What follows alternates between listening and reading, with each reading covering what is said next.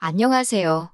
손벌은 나쁜 시어머니와 신우 때문에 남편과 헤어진 30대 여성입니다. 남편과는 회사 선배가 주선한 소개팅에서 만나게 되었습니다. 어느 다른 연인들처럼 울고 웃으며 연애를 했고 만난 지 2년이 되던 날 남편이 저에게 정식으로 프로포즈를 해왔어요.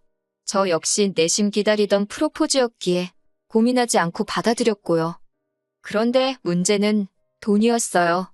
둘 다 연봉이 평균 이상이었으니 돈이 문제가 될 줄은 생각지도 못했는데 둘 다 사회생활을 늦게 시작했던 상황이라 재정 상황을 오픈하고 보니까 저는 4천, 남편은 5천밖에 못 모았더라고요. 하지만 솔직히 말해서 저는 제가 결혼한다고 하면 친정 부모님께서 어느 정도는 도와주실 거란 건 알고 있었거든요. 저희 친정은 부모님이 사업을 하셔서 여유가 있는 편이었으니까요. 그래서 비록 저희 둘이 모은 돈이 9천밖에 되지 않았지만 친정 부모님과 시부모님으로부터 도움을 받으면 큰 문제는 없을 거라 생각했네요. 하지만 남편이 말하길 자기 집은 그러니까 시댁은 금전적으로 지원을 해주실 만한 상황이 못 된답니다. 그래서 고민 끝에 친정 부모님께 저희의 재정 상태를 솔직하게 말씀드리고 얼마나 도와주실 수 있을지 여쭤봤지요. 그러자 친정아버지가 그러면 당신 소유한 서울 30평대 아파트에 들어와서 살라고 하시더라고요. 살면서 돈 모아서 능력될 때 독립하는 조건으로요. 그렇게 5천만 원만 보증금이란 이름으로 친정아버지께 드리고 집 문제를 해결하게 되었지요. 그리고 당연히 시부모님께도 이 좋은 소식을 전했어요. 제가 소위 친정에서는 이렇게 해주시는데 시댁에서는 뭐 안 해주시나요? 이런 심정으로 말씀드린 건 절대 아니고 단지 아버님 어머님도 알고 계시는 게 좋겠다 싶어서 말씀드렸을 뿐이에요. 그런데 어머님께서는 솔직히 좋아하시고 잘됐다 하실 줄 알았는데 그런 소리는 이런 방구도 없으셨고 그러면 예단은 어떻게 할 거냐고 물으시대요.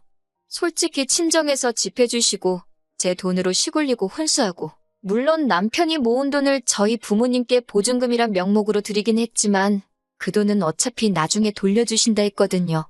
그러니 따지고 보면 시부모님은 아무것도 안 해주시는 상황이었는데 예단 이야기를 하시니 황당하더군요. 그래서 제가 예단이 꼭 필요할까요? 하고 물었어요. 그랬더니 어머님께서 당연한 거 아니냐? 내 아들 공짜로 데려가려고 그랬냐 하시는 거예요.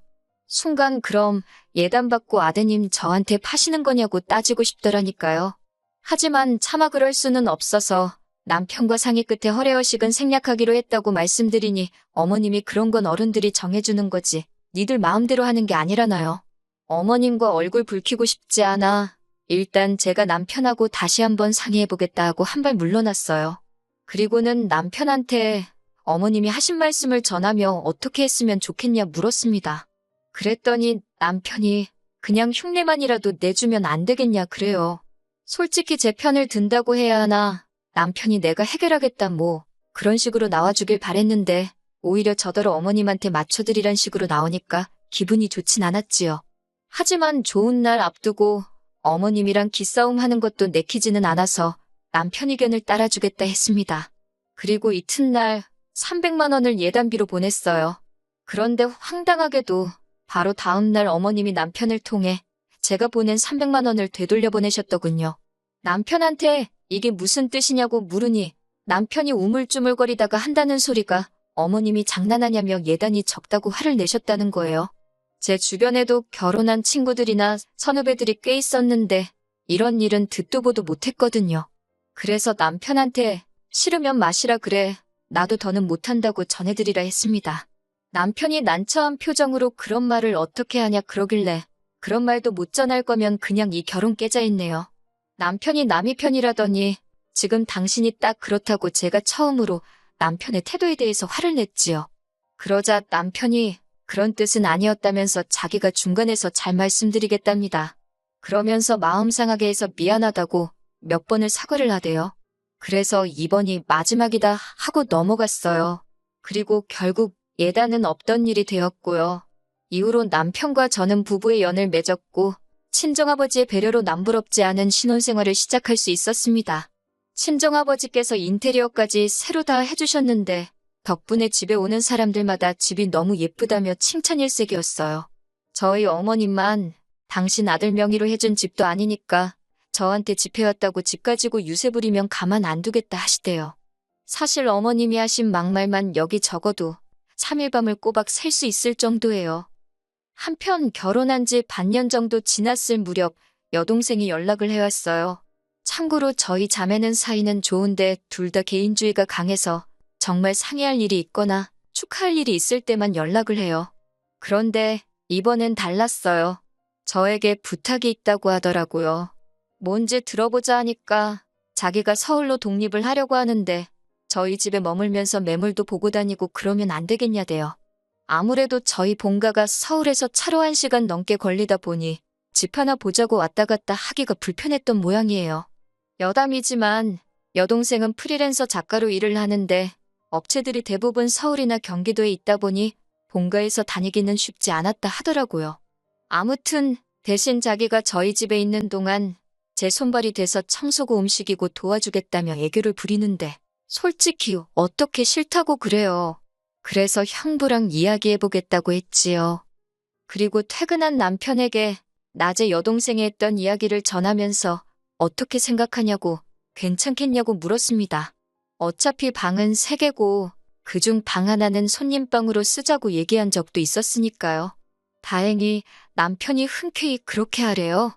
가족끼리 당연히 그 정도는 배려해줘야지. 그러면서요. 그리고 일주일 뒤 여동생이 올라왔어요. 제가 출근을 하면 여동생은 집에서 일하고 중간에 나가서 집도 알아보고 그러다 짬이 나면 밑반찬도 해주고 청소도 해놓고 그러더라고요.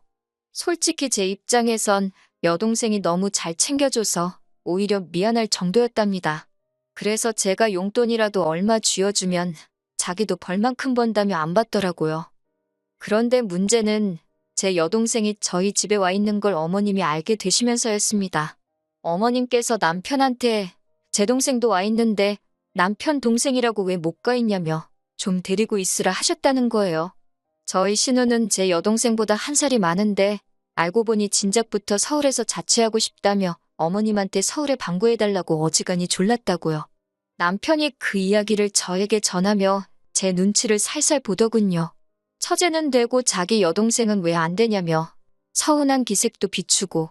그런데 제가 솔직히 신우 같은 성격을 별로 안 좋아하거든요.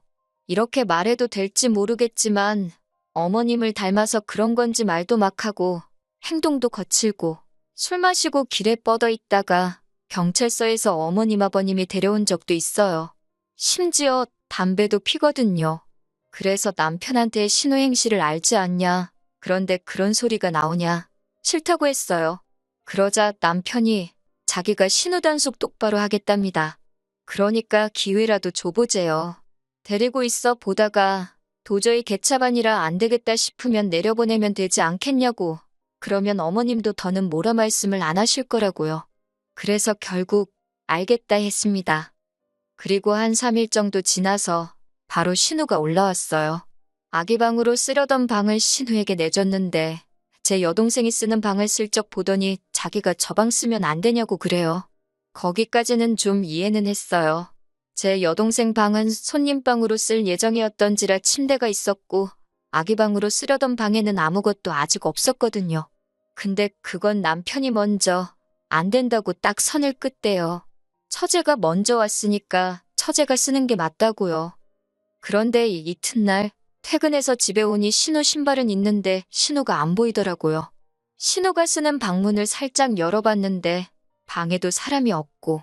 그런데 그때 제 여동생 방에서 인기척이 느껴졌어요. 여동생 신발은 없어서 외출한 줄 알았거든요. 그래서 방문을 열어보니 신우가 제 여동생 침대에 누워있는 거예요.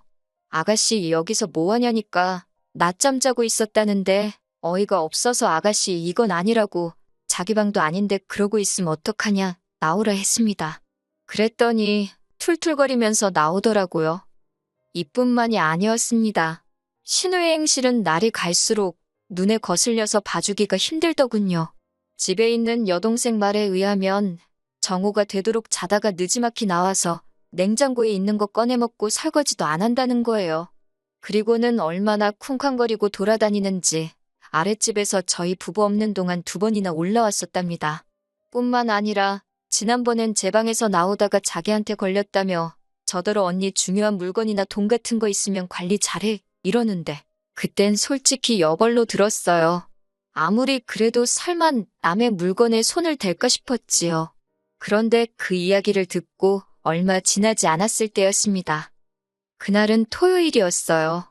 자다가 목이 말라서 물을 마시려고 방에서 나왔는데 여동생이 신발장 앞에 서 있더라고요. 그래서 왜 그러고 있냐고 물으며 이렇게 보니까 세상에 술 취한 신우가 신발장 앞에서 자고 있는 게 아니겠어요. 그리고 여동생이 저를 보더니 손가락으로 신우를 가리키며 저거 내 목걸이야 그러대요. 그래서 보니까 정말 제 여동생 목걸이인 거예요. 제가 불이 나게 안방으로 가 자던 남편을 깨웠습니다. 그리고는 빨리 가서 신우 깨우라고 왜 신우가 내 여동생 물건을 가지고 있냐고 화를 냈지요. 그러자 남편이 그게 무슨 소리냐면서 저를 따라 나오대요. 남편이 신우를 발로 툭툭 치면서 일어나 보라고 하니까 신우가 잠꼬댄지 뭔지 욕을 하면서 일어나더라고요. 그래서 제가 신우한테 아가씨 그 목걸이는 뭐냐고 물었어요. 왜 내 여동생 목걸이를 하고 있느냐고요. 그러자 신우가 자기 거랍니다. 자기가 돈 주고 산 건데 왜 사람을 도둑으로 모냐는 거예요. 순간 저는 내가 실수했나 싶어서 여동생을 쳐다봤는데 여동생이 저더러 목걸이 뒤를 봐보래요. 남자친구가 사준 거라서 뒤에 이니셜을 새겨놨다나요. 그래서 신우더러 목걸이 한번 뒤집어 보려 했습니다. 거기에 이니셜이 없으면 내가 정식으로 사과하겠다고요. 그런데 곧 죽어도 싫다고 자기가 왜 보여줘야 하냐고 아주 악을 쓰더군요. 하지만 순식간에 제 여동생이 신우목에서 목걸이를 낚아채듯 잡아 뜯어버렸어요. 제가 얼른 그 목걸이를 뒤집어 보니까 정말로 이니셜이 있대요. 그러자 들킨 게 쪽팔렸는지 신우가 제 여동생더러 완전 미친 엑스 아니냐고 욕을 했습니다. 제 여동생도 지금 뭐라고 했냐며 신우한테 똑같이 소리를 쳤고요. 그러니까 신우가 나이도 어린 게 까불지 말랍니다. 이번에도 제 여동생이 질세라 나이가 문제냐고 지금 그쪽이 잘못하지 않았냐고 다시 받아치대요. 결국 집안은 순식간에 아수라장이 되었고 남편이 신우를 제가 여동생을 막았습니다. 그러니까 신우가 더 기고만장해서는 제 동생더러 개같은 X라는 둥 어쩐다는 둥 쌍욕을 퍼붓더군요. 저도 열받아서 신우한테 내 동생한테 말 그따위로 하지 말라고 했어요. 도둑질한 것도 괘씸한데 한마디만 더 하면 지금 당장 집에서 내보낸다고요. 그러니까 신우가 또 욕을 하면서 방문을 쾅 닫고 들어가대요. 그리고 이 일은 솔직히 그냥 없던 일처럼 지나가려고 했어요. 신우도 성인인데 반성을 했겠지 생각했고 더 따지고 들어봤자 서로 좋을 게 없을 것 같았으니까요. 그런데 이튿날 일요일이었는데 어머님이 연락도 없이 저희 집에 오셨더라고요. 남편도 전혀 몰랐는지 어머님을 보고는 좀 당황한 눈치였어요.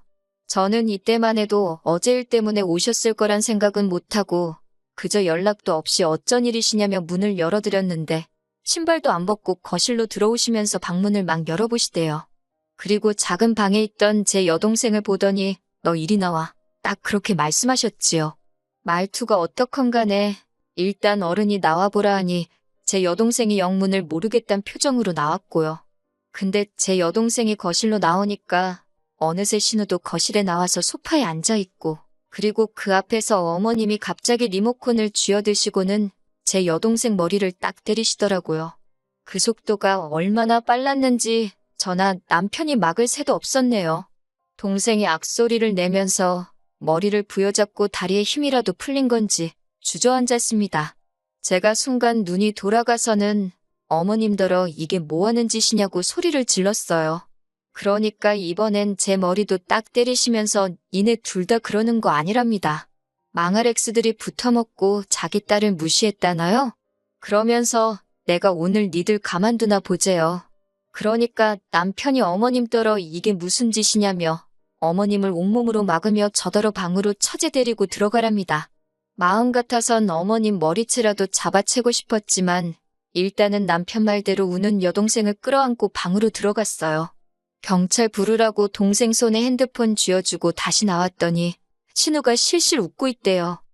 저도 그때부턴 에라 모르겠다 하고 어머님더러 노망나셨냐, 제정신 맞으시냐 악을 썼습니다.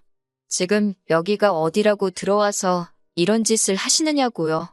그러자 어머님이 제 대가리를 뽑아버리겠다고 저를 당장이라도 때릴 기세로 달려드시는데 정말 다행히 때마침 경찰이 왔고 여동생이 문을 열어주면서 경찰들이 현장을 보게 되었어요. 경찰한테 지금 이 아줌마가 나랑 내 동생을 때렸다고 데려가라 했어요. 실제로 저나 여동생이나 이마에 뻘겋게 혹이 올라와서 뭐 증거고 나발이고도 필요가 없었지요. 저희라고 부모가 없나요? 뭐가 없나요? 바로 친정부모님한테 연락드렸고 그러자 친정부모님이 아는 변호사분까지 대동하고 경찰서로 가시겠다며 저희한테도 그 집에서 일단 나오라고 하시대요. 하지만 그대로 나갈 순 없어서 마트에서 사뒀던 쓰레기 봉지에다가 남편하고 신은 물건 처박아서 현관 밖에 내놓고 현관 비밀번호를 바꿔버렸지요. 그리고 여동생하고 나와 병원 가서 진단서 끊었습니다. 그리고 나니까 남편한테 전화가 왔어요. 장인 장모님이 변호사란 사람까지 데리고 여기 오셨는데 무슨 일이냐며 저한테 빨리 와서 경찰한테 설명을 해달래요. 그래서 알겠다고 하곤 여동생 데리고 경찰서로 갔습니다. 경찰서에 도착하니 남편이 마치 살았다는 표정으로 빨리 가서 아무 일도 아니었다고 이야기 좀 해보라고 난리더군요. 태연하게 저희 변호사한테 그리고 경찰한테 방금 끊어온 진단서를 보여줬습니다. 그리고는 고소하고 싶다고 했어요. 그러자 남편이 가족끼리는 원래 고소 같은 거 못한다나요? 그래서 가정폭력은 된다고 제가 알려줬네요. 그리고 덤으로 너랑 이혼도 할 거라고 했지요. 그러자 남편이 그제서야 어머님이 나이도 드시고 그러다 보니 감정 조절을 잘 못하셔서 그런 거라며 저더러 한 번만 참고 넘어가 달랍니다. 감정 조절 못하는 거야 어머님 사정이지. 내 알바냐고 탁 쏘아붙였어요. 그리고는 제가 됐다고 다 필요 없다 하고 나머지는 변호사하고 이야기하라고 했네요. 그리고 이후로 어머님에 대한 고소를 취하하는 조건으로 남편과 협의 이혼했습니다.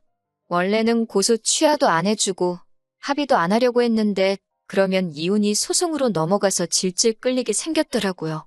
더는 그쪽 인간들 때문에 스트레스 받기 싫어서 그냥 쉬운 길로 갔네요.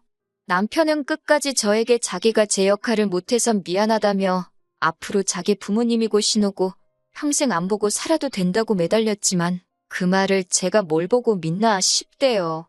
그래서 결국 완벽한 남남이 되는 길을 선택했지요. 한때 제가 사랑했던 사람이라 힘들지 않은 건 아니었습니다. 하지만 부부라는 게 두 사람 사이만 좋다고 될 일이 아니라는 걸 뼈저리게 느꼈네요. 그리고 왜 어른들이 차이나는 결혼은 하지 말라고 하시는지도요. 비싼 수업료 내고 삶의 지혜를 얻었다고 생각하렵니다.